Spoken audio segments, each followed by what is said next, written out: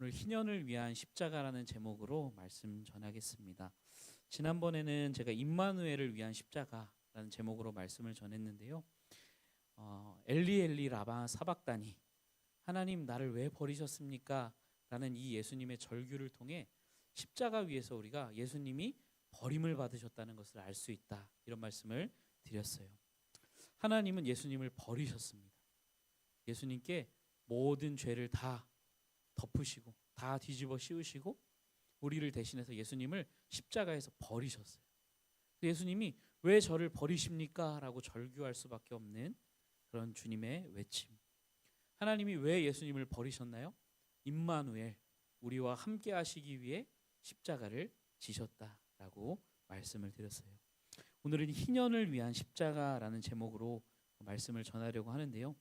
오늘 우리가 읽은 말씀에 보면 이렇게 합니다. 주님이 예수께서 이르시되 아버지 저들을 사하여 주옵소서, 자기들이 하는 것을 알지 못함이니이다. 저들을 사하여 주옵소서. 여기 저들은 누굴까요? 저들.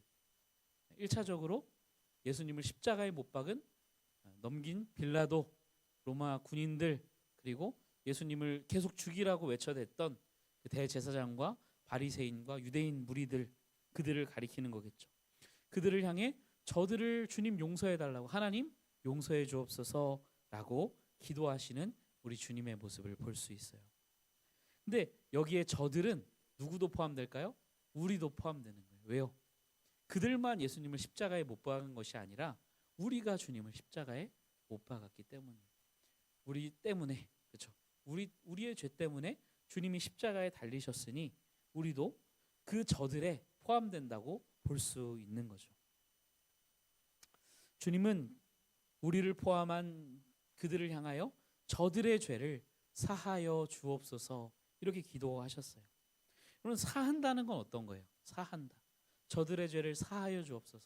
용서할 사자를 써서 용서해 달라는 의미예요. 한자로 보면요. 근데 여기서 사하다로 번역된 그 원어의 뜻은 자유롭게 하다, 이런 뜻이에요. 자유롭게 하다, 해방시키다. 그러니까 저들의 죄를 사하여 주옵소서라는 표현은 저들을 죄에서 해방시켜 주옵소서, 죄에서 자유롭게 하여 주옵소서라고 하는 기도라는 거죠. 죄에서 그러면 자유하다는 건 뭐예요? 자유하다, 죄에서 자유하다, 이건 어떤 표현일까요? 몇 가지 의미가 더 있는데 오늘 한 가지만 좀 말씀을 드리려고 해요. 죄에서 자유하다는 건 죄에 대한 책임에서 자유해지는 것을 말합니다. 죄에 대한 책임에서 자유해지는 것. 그럼 죄를 지으면 책임을 져야죠. 책임을 어떻게 지나요? 벌을 받음으로 책임을 지는 겁니다. 그렇죠? 제가 작년에 주차를 잘못했다가 우리 경호 형제가 이제 주차 단속하는 거 맞나요? 네, 맞죠. 주차를 잘못했다가 경호 형제가 찍은 건 아니지만, 아무튼 주차 단속 그 요금을 물은 적이 있는데, 신호 위반을 하거나 이러면 범칙금을 우리가 물어야 되는 거죠. 죄를 범하면 거기에 대한 책임이 있는 거예요. 합당한 벌을 받게 되는 겁니다. 근데 우리의 범죄의 대상이 사람이 아닌, 단순히 몇 가지 법을 어긴 것이 아닌 하나님께 대한 이야기라면 이게 문제가 달라지는 거예요.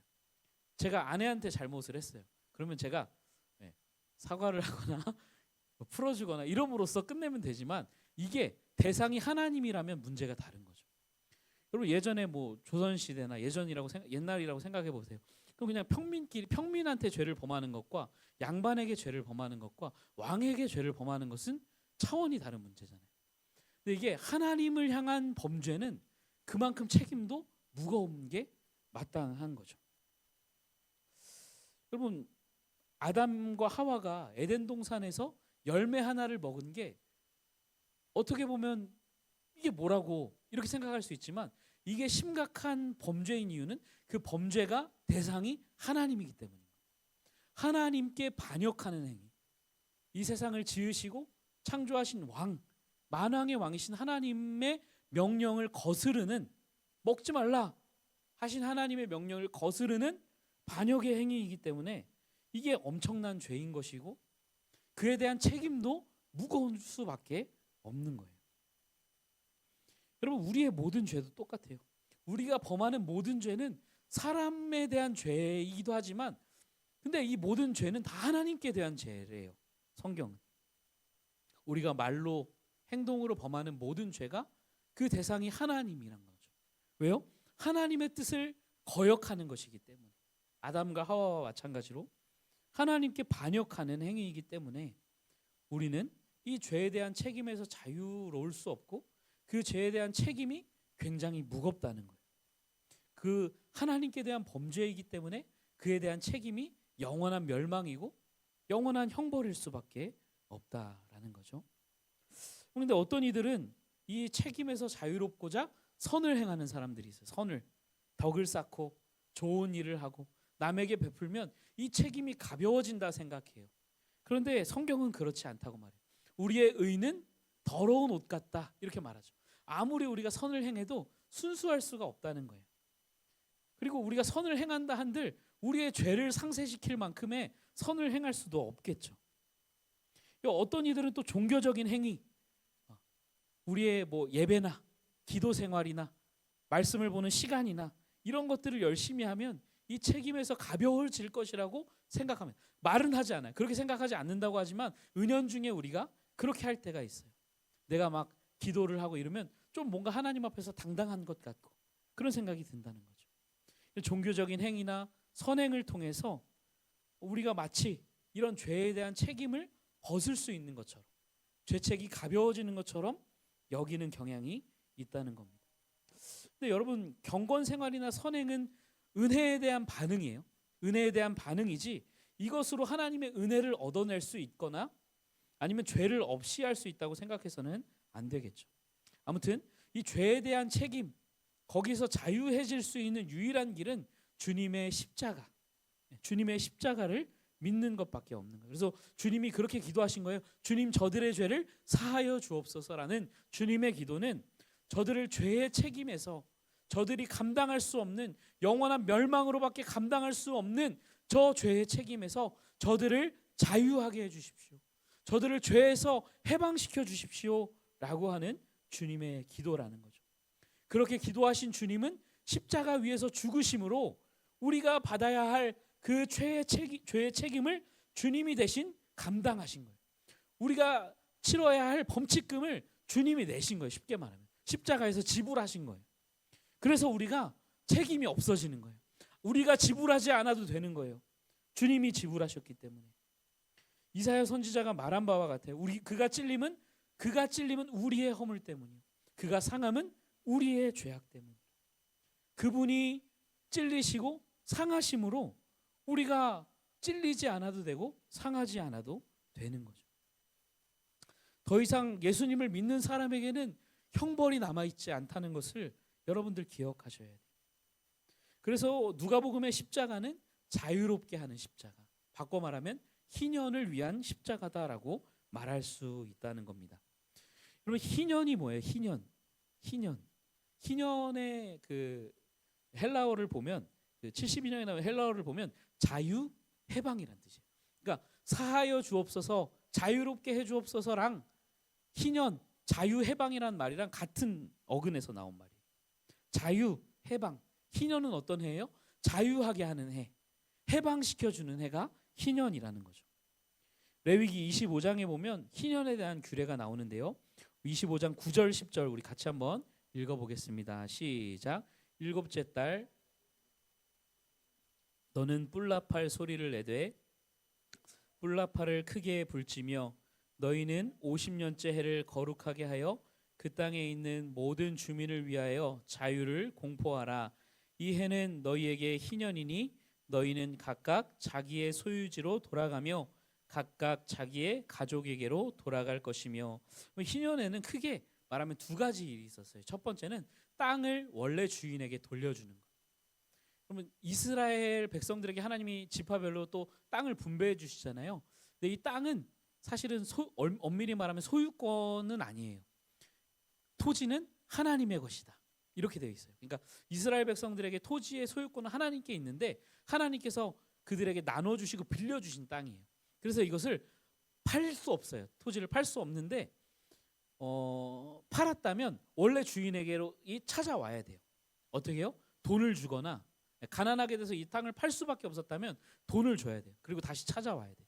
근데 내게 돈이 없어. 그러면 가까운 친족 중에서 대신 돈을 주고 찾아주는 거예요. 이게 기업 물은다고 하는데 대신 주고 찾아주거나. 근데 만약에 이마저도 여유치 않다면 어떻게 되냐면 50년마다 찾아오는 희년이 되면 내가 값을 지불하지 않아도 그 땅을 가져갔던 사람이 다시 원래 주인에게로 돌려주는 거죠.